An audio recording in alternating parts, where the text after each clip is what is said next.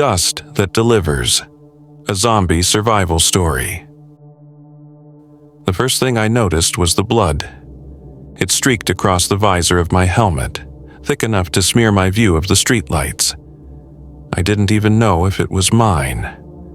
My chest heaved inside the jacket, every breath fogging the glass, every exhale sharp and ragged. I gunned the motorcycle through the intersection, weaving between abandoned cars that sat crooked across the asphalt like toys dropped by a careless child. Their doors were open, windows smashed. Some still had wipers scraping across empty windshields, squealing against glass smeared with handprints. They were everywhere. Shapes staggered into the road, jerking their heads toward the sound of my engine. Some sprinted, legs bending wrong as they closed the distance. Others dragged themselves, arms clawing at the pavement, jaws gnashing. One lurched into my path. A man in a delivery uniform not unlike my own, shirt soaked through with blackened blood. His mouth hung open, jaw unhinged, teeth clicking as he reached for me. I swerved hard, the bike tilting so low the footrest scraped sparks across the street. The smell of gas fumes and iron filled my nose. My heart hammered so loud it drowned the roar of the engine. Come on, I muttered under my breath, voice muffled inside the helmet. Another one lunged from the left, this one faster. A woman, barefoot, her hospital gown snapping in the wind. She came too close, fingers brushing my arm as I shot past. Her scream followed me, high and shrill, until it broke into the guttural moan I'd been hearing all morning. The world was gone. That's what it felt like. Gone in a single night. I pushed harder on the throttle, engine screaming as the bike tore down Franklin. The road opened wide for a stretch, no cars, no bodies. For the first time in minutes, I could breathe. Then the light ahead turned red. I should have slowed, should have braked, but I didn't. I couldn't, because they were already there, a mass of them, crowding the intersection like a dam of flesh and bone. Their heads jerked in unison as they heard me coming. Their groans swelled into one voice, one hunger, rising over the engine's roar. I had seconds to decide, run the light, smash through, or turn and pray the alley wasn't worse. The throttle shook under my hand. My pulse rattled my ribs, and for the first time since this began, I wondered if I was already dead. The throttle's roar, the red light, the wall of bodies, that wasn't the beginning. A few days earlier, life was quieter. Hard, yes, but ordinary. The kind of days you don't think twice about until they're gone. I was standing behind the counter of Mario's Pizza, helmet under one arm, waiting for the next delivery ticket to print. The air smelled of tomato paste and fryer oil, the kind of scent that seeps into your clothes until you can't tell where the restaurant ends and you begin. Sam, Mario's voice cut through the clatter of the kitchen. He was a broad man, balding at the crown, with a permanent sheen of sweat on his forehead. His hands moved as fast as his mouth, shaping dough even as he glared at me. "You're working too much." I shrugged. "I'm fine." "No, you're not fine," he shot back. 7 days a week? You're here more than me. Somebody reports this, I get fined. They call it exploitation, Sam. You know that word? I know it. Then why you do it? I leaned against the counter, watching the printer spit out another ticket. Because the bills don't stop, Mario. Rent's due, gas, groceries. You think the landlord cares if I've got a day off? He slapped the dough down hard enough to puff flour into the air. Doesn't matter. Law says you need rest. A man burns out otherwise. You're still young. You want to ride yourself into the ground for tips? His voice softened just a fraction, and that almost broke me more than his scolding. I need it, I said, quieter now. Every shift, every dollar. I'm saving for something. Mario gave me a long look, the kind that tries to see inside your chest. Then he shook his head, muttering in Italian under his breath. You keep this up, one day your body's gonna quit before your bike does. The ticket machine chirped. Double pepperoni, 10 blocks east. I grabbed the box, strapped on my helmet, and smiled through the face shield. I'll rest when I get there, I said, though we both knew there wasn't anywhere close. Mario only sighed, wiping his hands on his apron as I pushed through the door and back into the sunlight. The bike waited at the curb, paint chipped, muffler rattling like an old man's cough, but it started, and that was enough. The city buzzed around me, horns blaring, people spilling out of cafes, the sidewalks full of life. Ordinary life. If I'd known how fast that could vanish, maybe I'd have listened to Mario. But back then, all I could think about was the next delivery, the next tip, the next ride.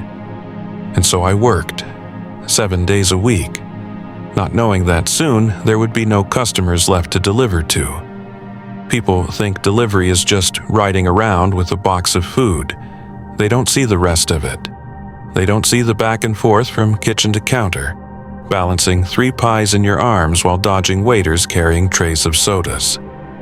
They don't see the endless back streets, potholes that can throw you off the bike if you're not careful. They don't see the looks you get when you show up late, even if it wasn't your fault that traffic turned the city into a parking lot. But me, I saw all of it, 7 days a week. My mornings blurred into afternoons, afternoons into nights, and nights into mornings again. My phone was always buzzing with another order, another address, another clock ticking down the minutes before a free pizza came out of my paycheck.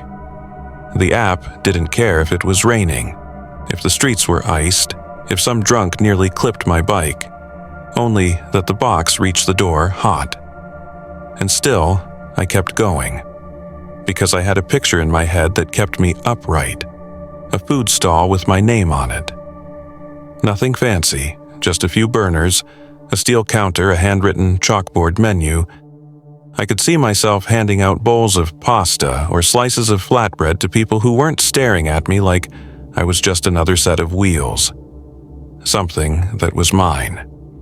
Every shift was one more brick toward that dream. I kept a notebook tucked under my mattress. Every night after the last delivery, I'd write down how much I made in tips, how much I spent on gas, how much closer I was to the number I needed. Some days, I added a page with ideas for recipes, stuff my mom used to cook, or things I tasted on deliveries and thought I could make better. Mario called me stubborn. Maybe he was right. But when you don't have much, stubborn is all you've got. I remember one Sunday, I should have had the day off, but I didn't. The city was alive, families crowding patios, kids chasing pigeons in the park. My phone buzzed non-stop, the app pushing order after order. By the time the sun dipped low, I'd done 10 runs without stopping. My legs ached, my back burned, but when I counted the bills in my pocket, the pain dulled. It was working.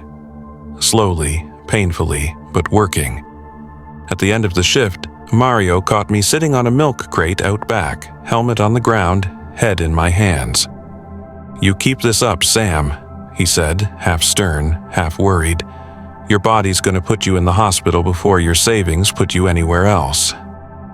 I just smiled, tired but certain.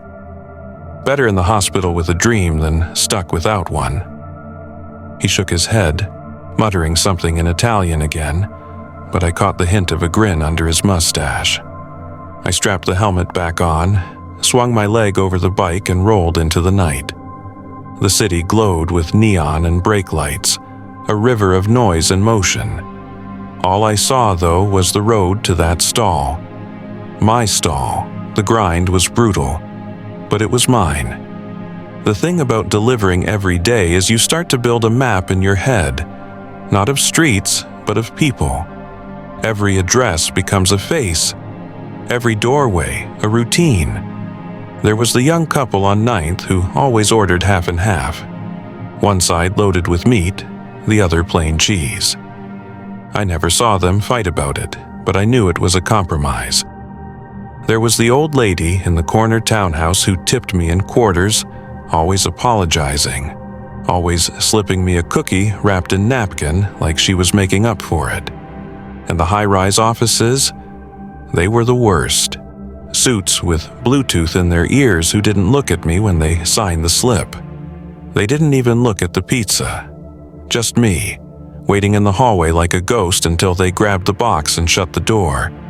But then there were Frank and Eric, antique collectors, though obsessed might have been a better word. Their orders came in late, always after 9, always a large with extra cheese, sometimes 2. I could count on them at least twice a week, usually more when they were in the zone, as Frank put it.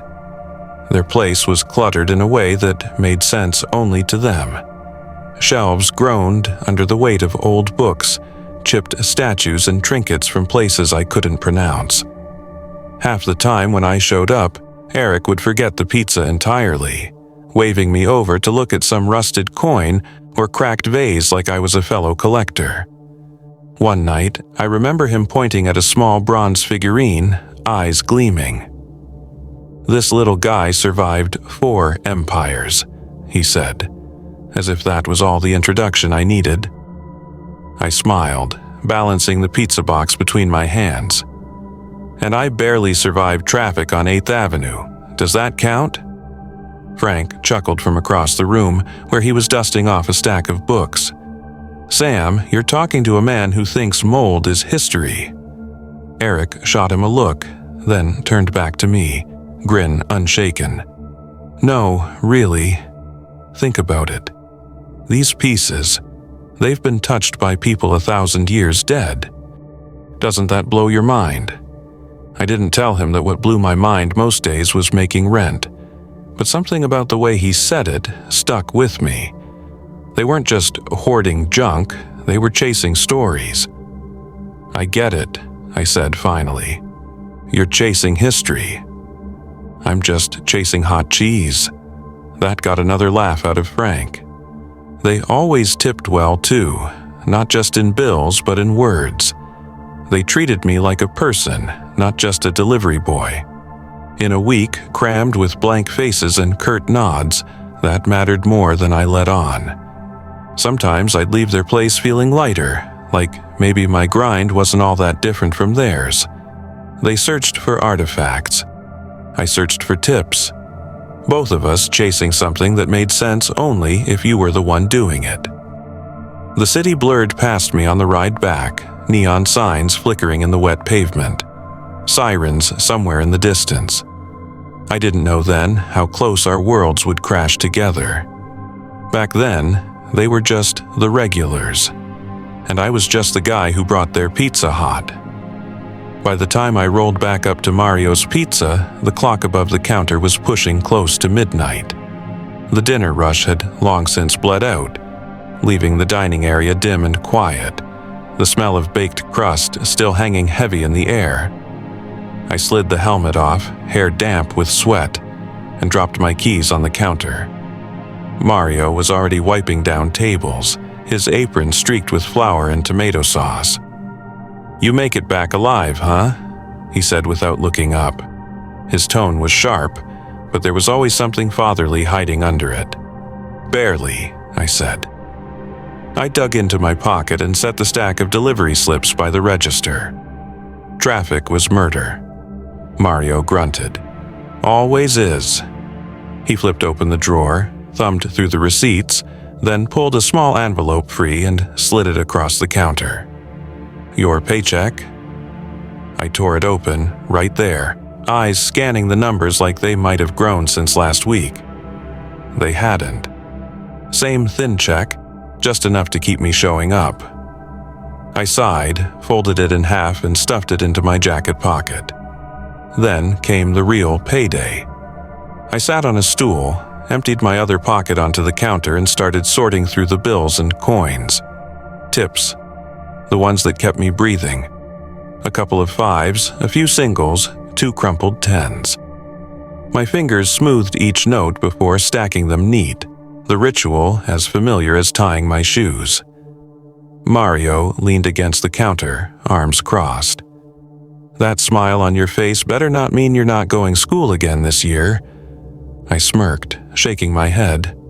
Never was part of the plan. Even worse. His voice softened as he nodded at the stack of bills.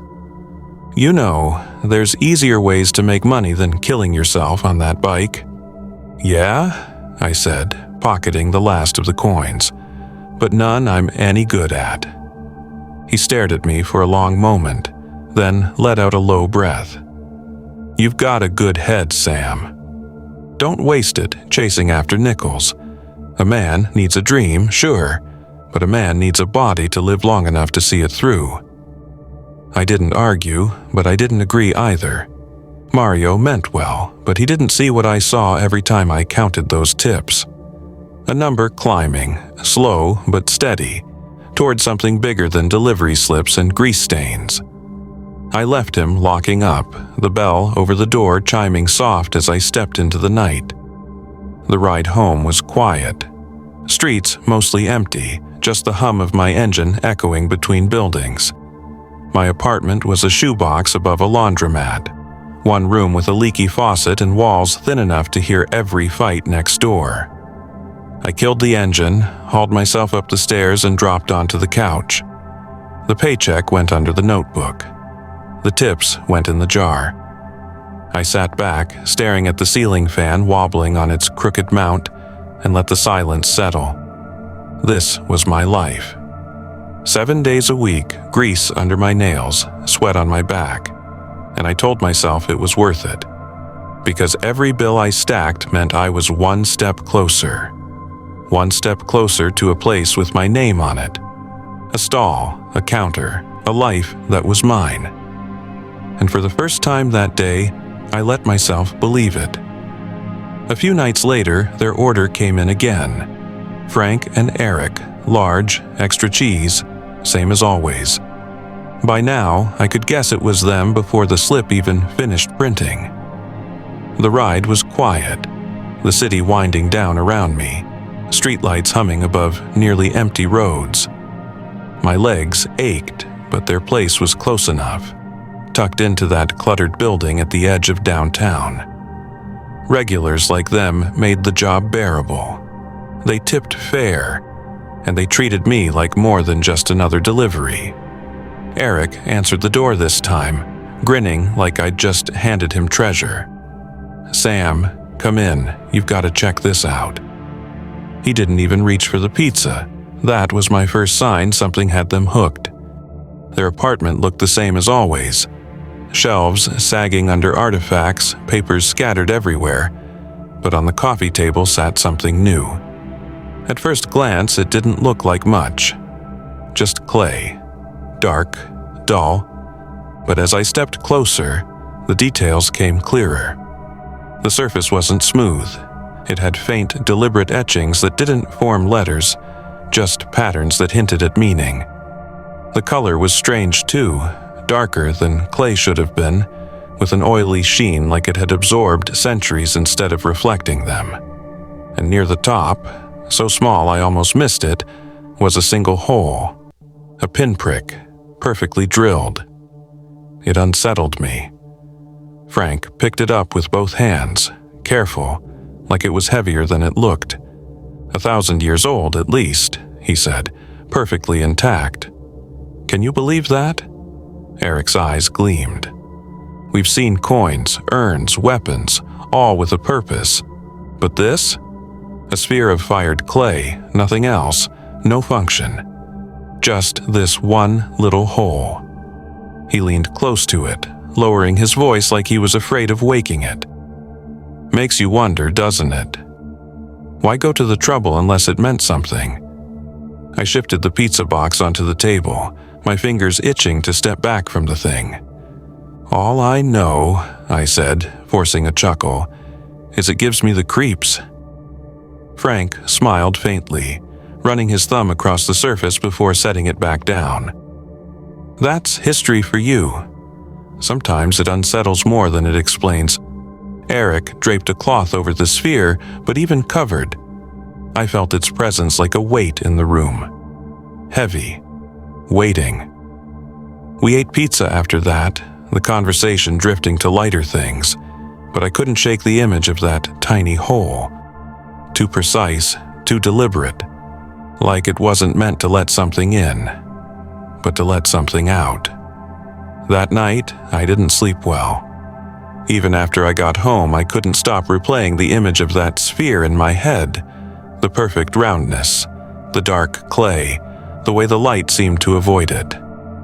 When I did finally drift off, my dreams were a blur of movement and whispers, something crawling just out of reach. Morning came heavy. The alarm buzzed sharp against the silence, and for a second, I didn't recognize the sound. The city outside felt wrong. Too still, too quiet. Usually, by this time, the hum of life had already seeped through the thin walls of my apartment. Cars honking, vendors shouting, radios playing from open windows. But now, the air felt like it was holding its breath. I rubbed the sleep from my eyes, boiled water for coffee, and leaned against the counter as I stared out the window. The street below looked normal enough. People moving, a few cars. But something in the way they moved, it was off. No one was talking. No one was laughing. Just heads down, walking fast, as if everyone had somewhere urgent to be but nowhere they actually wanted to go. I sipped my coffee and tried to shrug it off. "Get a grip," I muttered. Mario's text came through at 8:20. "Morning rush today. Come early if you can." I pulled on my jacket, grabbed my keys, and headed out. The hallway light flickered as I passed under it, buzzing weakly. Outside, the air was thick.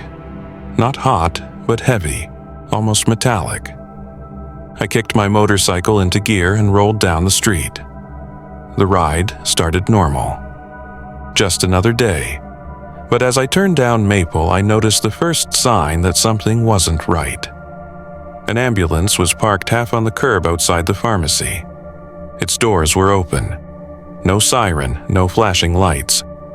The driver's seat was empty. I slowed the bike. The glass door of the pharmacy was cracked, one hinge bent. Inside, shelves were overturned, boxes scattered across the floor. For a moment I thought maybe it was a break-in. Then I saw him.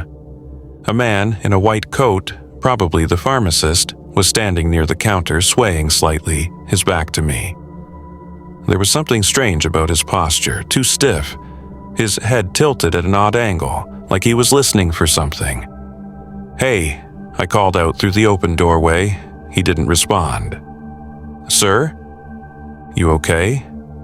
Slowly, he turned. His face was gray, not pale from fear or exhaustion, gray like paper soaked in dirty water. His mouth hung half open, the corners cracked and dark. And his eyes didn't look at me, they looked through me.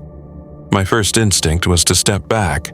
Something deep inside screamed at me that something was wrong, more than wrong. Then I saw the blood. It streaked down the front of his coat, dried brown at the collar but fresh and wet near the sleeves. His hands twitched at his sides, fingers curling, uncurling, as he took a slow, dragging step forward. "Hey," I said again, softer this time, like maybe my voice could pull him back to reason. He took another step, then another. His foot slipped on something, and for the first time I saw what he'd been standing in. A trail of red smeared across the tiles, leading behind the counter, where a second figure lay still. That's when he lunged. It wasn't a stumble. It wasn't confusion. It was hunger, sudden and violent. I barely had time to twist the throttle. The bike jerked forward, my shoulder brushing the doorframe as I sped off, tires screaming against the pavement. I didn't look back, but I heard the sound behind me. The thud of something hitting the glass. The low, guttural noise that wasn't a voice anymore. By the time I reached the pizzeria, my heart still hadn't slowed down. The ride over felt like a blur of noise and motion. Horns, lights, people moving too fast. I must have checked my mirrors a dozen times, half expecting that gray-skinned man to be chasing me down the street. When I parked, Mario was standing by the doorway, cigarette hanging from his mouth, apron already dusted with flour. He squinted at me like I was late, though I was right on time. "You look like hell," he said. "Rough morning?" I took my helmet off and leaned against the bike, trying to steady my voice. "I saw something, Mario. Down by the pharmacy, the guy there, he looked sick, real bad, pale, shaking. And his eyes, he wasn't right, Mario raised an eyebrow. "He what?" "He came at me," I said, like he wanted to bite me. There was blood everywhere. I swear to God it wasn't normal." For a second, he just looked at me. Then he chuckled, shaking his head as he took a drag from his cigarette. "Sam, that's exactly why I keep telling you to take a damn break. 7 days a week, no one's supposed to work like that. You're seeing things now, I'm not," I insisted. "I know what I saw. The guy, he wasn't drunk or high, he was—" Mario waved me off. "I've been in this city 50 years. You think I haven't seen crazy?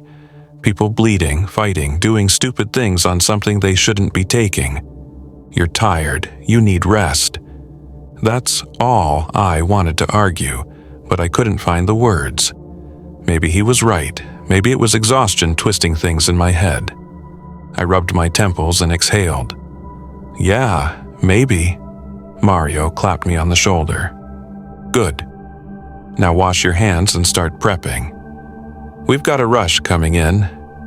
I walked inside, still uneasy. The warmth of the ovens and the smell of baking dough filled the air, grounding me. The clang of pans, the buzz of the old ceiling fan. It all felt so familiar, so normal, that I almost convinced myself he was right. Maybe I was just tired. The bell above the door chimed. "Welcome to Mario's," Mario called without looking up. "Take a seat, we'll be right with you." I turned, expecting a regular, maybe one of the lunch crowd, but the man who walked in wasn't right. His shirt was soaked dark at the chest, streaks of blood running down his sleeve. His eyes looked glassy, unfocused. He staggered forward, one hand clutching the counter for balance. For a moment, no one moved. Mario's cigarette slipped from his fingers and hit the floor. "Jesus, you hurt, pal? You need an ambulance?" The man opened his mouth, but no words came, just a low, wet groan. At first, I thought maybe he was drunk, just another rough soul stumbling in from the street. But then I caught a better look at him under the fluorescent lights. The man's skin wasn't pale, it was gray, the kind of gray you see on old meat left too long on a counter.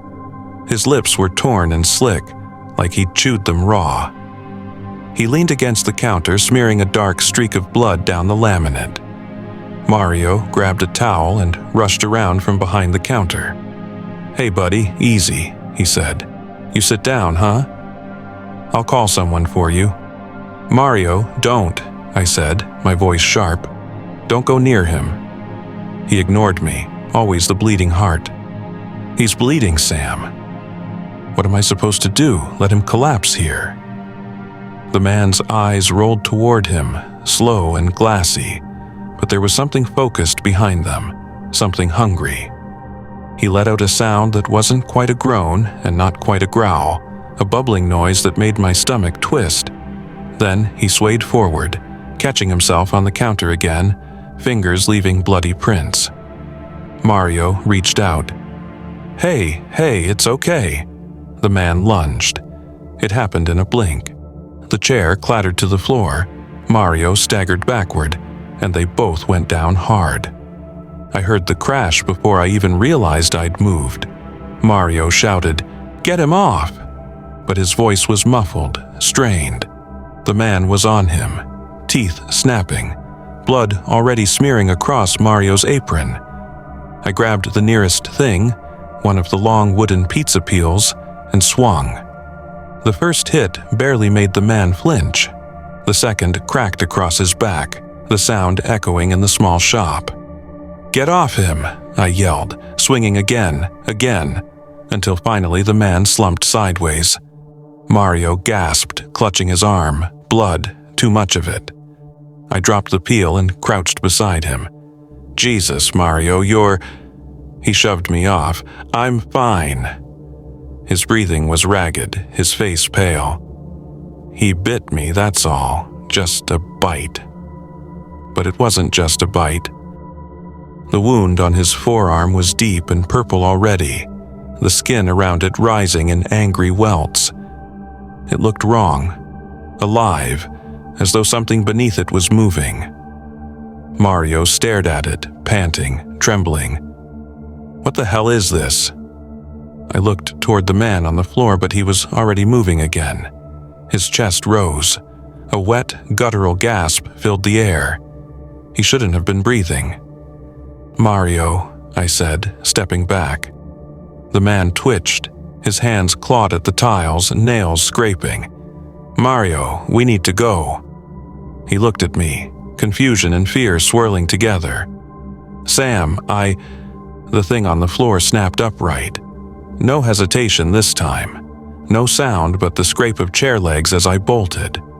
Mario stumbled after me, limping, clutching his bleeding arm. The back alley spilled us into sunlight and noise, the kind that doesn't sound like the city anymore, but like war. The sirens had multiplied, car horns, alarms, and screams tangled together in a single, rising hum that made the air itself shake. I could taste smoke in my mouth, bitter and dry. "Where's your bike?" Mario shouted, his voice ragged. "There." I pointed at the line of motorcycles near the dumpster. Mine, still upright, thank God. Mario limped beside me, clutching his arm where the bite had torn through his sleeve. Blood kept dripping through his fingers, a steady, dark rhythm. We got to the bikes, and I swung my leg over mine, already fumbling for the ignition. "Come on, let's get the hell out of here." "Wait," Mario said, patting at his pockets, face draining. "What?" "My keys." His voice cracked. "They're on the same ring as the cashier key. I left them in the register." I stared at him. "You've got to be kidding." He gave a short, broken laugh. "Hey, at least the till's locked, right?" "Mario, go," he said, climbing onto the back of my bike. "Just go, Sam." I twisted the throttle and we shot out into the street. The tires screamed against the asphalt, and the city opened up before us, chaos in every direction. People were running everywhere, out of shops, out of cars, down the sidewalks. I saw one man slam into a glass door so hard it spidered into shards, then another person tackle him before either could get up. And then there were the others, the ones who didn't run. They moved wrong, limping, twitching, like puppets with their strings tangled. Faces smeared with blood, clothes soaked dark. Some walked straight into traffic without blinking. Others dragged bodies from the pavement, hunched over them like feeding dogs. Mario clung to my shoulder, his breath hot against my ear. "What the hell's happening?" "I don't know," I shouted over the engine and the noise around us.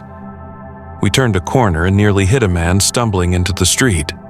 I swerved, missing him by inches, and looked in the side mirror just long enough to see him latch onto a woman's arm and bite.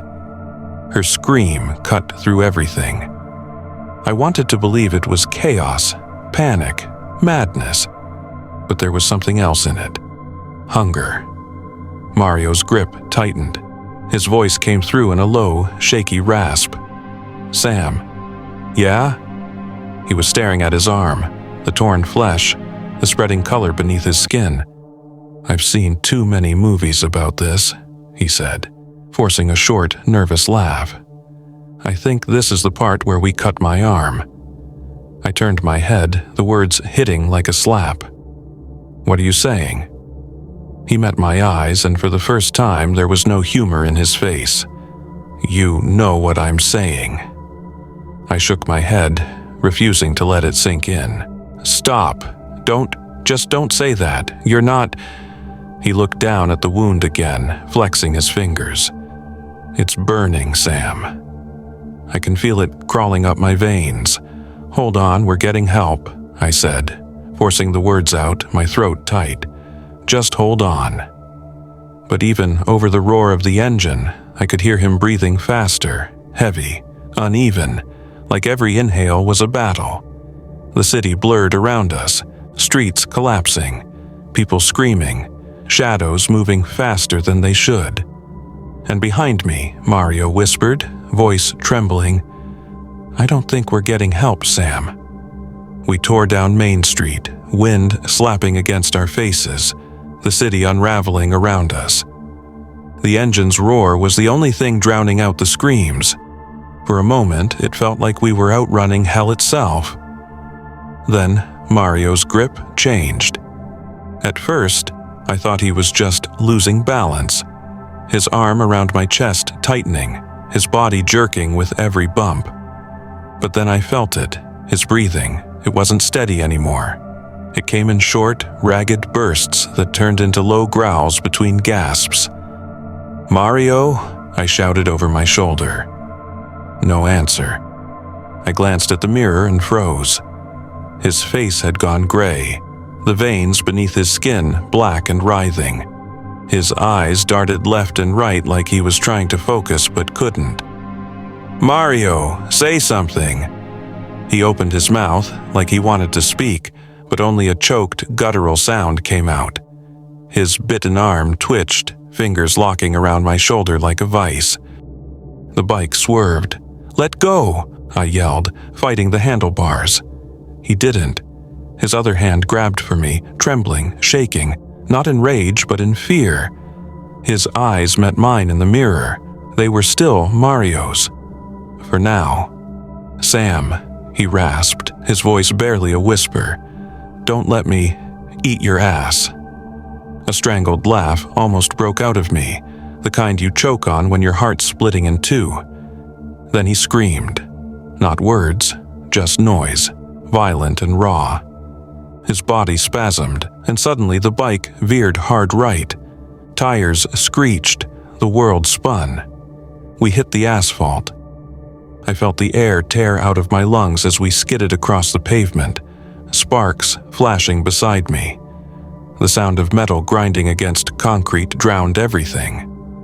My shoulder burned, my head rang, and the bike went tumbling into a parked car with a metallic crunch. I lay there for a second, disoriented, pain clawing up my ribs. The world tilted, blurry and loud. Then I heard it, that wet, animal breathing. I turned. Mario was on all fours, his back arching, his face hidden. Blood dripped from his mouth, staining the pavement in dark spots. His fingers dug into the ground like claws. "Mario," I croaked. He twitched. His head jerked up, too fast, too wrong. His eyes were gone now. What looked back at me wasn't my friend. It was hunger. He lunged. I barely rolled aside in time. His teeth snapped shut where my neck had been, the sound sharp and wet. I scrambled back, kicking at him, my boot connecting with his chest. He fell, growled, and came at me again, faster this time. I reached for something, anything, and my hand found the broken side mirror lying beside me. I swung it with everything I had. Glass met flesh. He staggered, then came again. I swung harder, the mirror shattering, jagged edges cutting deep. His blood sprayed my arm, hot and sticky. "Stop!" I shouted, though I knew he couldn't. The next swing caught him across the throat. He gurgled, stumbled forward, and went still. I stayed there, breathing hard, staring at him, at what was left of him.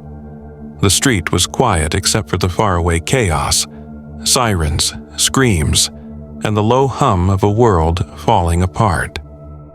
"Goodbye, Mario," I whispered. The man who once argued about pineapple toppings, who always had a joke ready, who called me kid even though I wasn't, was gone. For a few long seconds I couldn't move.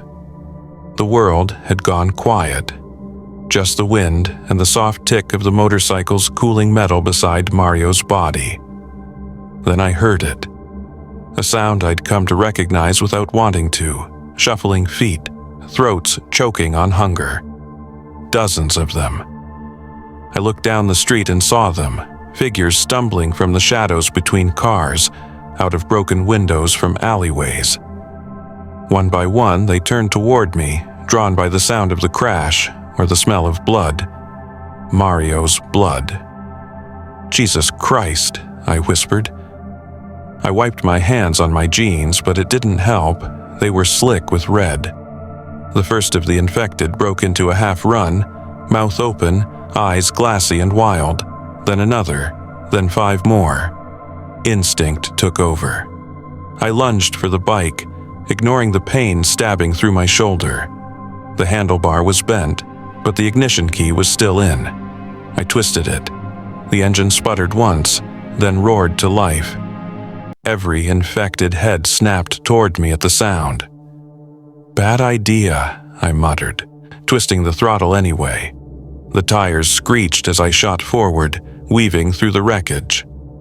The wind tore at my face, the smell of gasoline mixing with rot and smoke. For a moment, I thought I might outrun them. I gunned it down the street, past burning cars and bodies sprawled like discarded clothes. But the road ahead wasn't clear, it was chaos. A van sat jackknifed in the middle of the intersection, doors wide open, blood smeared down the side. I swerved left just in time to miss a body that slammed into my mirror. Another infected stumbled from a side alley, arms out. I ducked low, felt his fingers graze my shoulder as I sped past. Then, without warning, one of them leaped straight into the road. I yanked the brakes. The rear wheels skidded, screeching across the asphalt. The bike fishtailed, barely missing the creature before I righted it. My heart hammered so loud it drowned out the engine. I turned down a narrower street, hoping for a shortcut, but it was worse, filled with stalled cars and bodies banging against glass from the inside. They were everywhere now. In the alleys, the sidewalks, the doorways. Every corner held movement. Every sound was a trap. I swerved again, but the bike clipped something, maybe a bumper, maybe a leg, and nearly threw me off. That's when it hit me.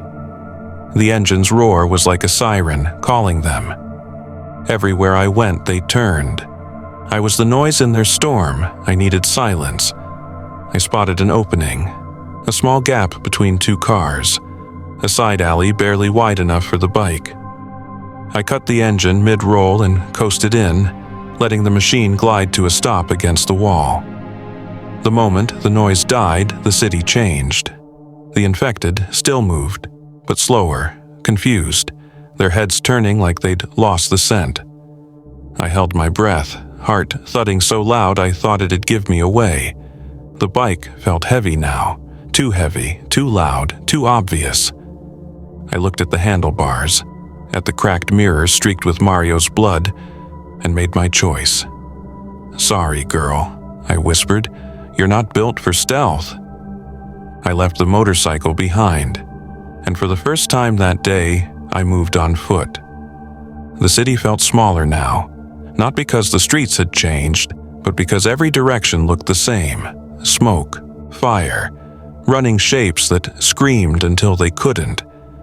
I hugged the walls, keeping low, trying to stay unseen. Every sound was a warning now. A door slamming, a scream cutting short, the wet slap of bare feet against pavement. The engine noise of my bike still echoed in my head, the way it drew them like moths to flame. I wasn't making that mistake again. I needed silence, I needed distance, but most of all, I needed home. That word sat in my chest like a compass point. It didn't make sense. I knew home couldn't protect me, but it was all I had left that meant something. So I moved. The air shimmered with heat from burning cars. A column of smoke climbed between buildings, turning the morning sun into a pale orange disk. I slipped across an intersection where bodies lay scattered. Some were still, some weren't. I didn't stop to tell the difference.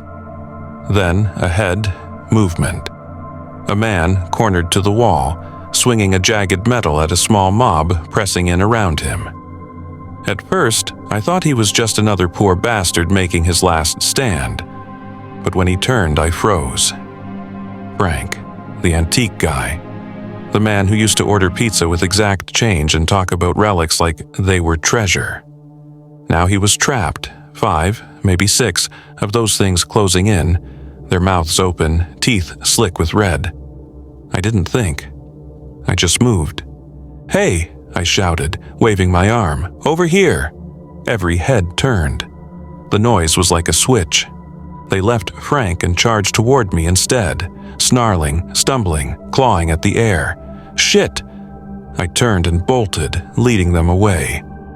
My lungs screamed, my legs burned, but I kept running until the sounds behind me blurred into the chaos of the city. When I finally ducked into an alley and hid behind a dumpster, I couldn't tell if the blood pounding in my ears was mine or theirs. I waited. 1 minute, then another, no pursuit. I leaned back against the wall, gasping for air, the smell of rot and trash choking me. "What the hell was that?" I muttered, wiping sweat and grime from my face. Why'd I do that?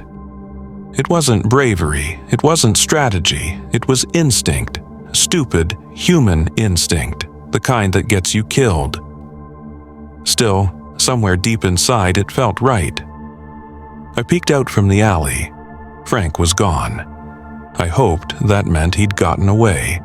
The street beyond burned in patches, the heat rippling off metal and glass. Smoke carried the sound of screams from blocks away. I needed to move. I needed somewhere I could breathe without hearing them scratching behind every door, somewhere I could think. And there was only one place left that even came close. Home. I braced myself and slipped into the next street. My muscles ached, my head pounded, but I kept walking, one foot after another, tracing the same routes I'd used 100 times delivering pizzas. Except now, the city I knew, the one with the noise, the laughter, the traffic, the life, was gone. Now, it was only the dead. Thanks for listening. If you want to survive the apocalypse, like and subscribe. And let me know in the comments. What would you do to survive this?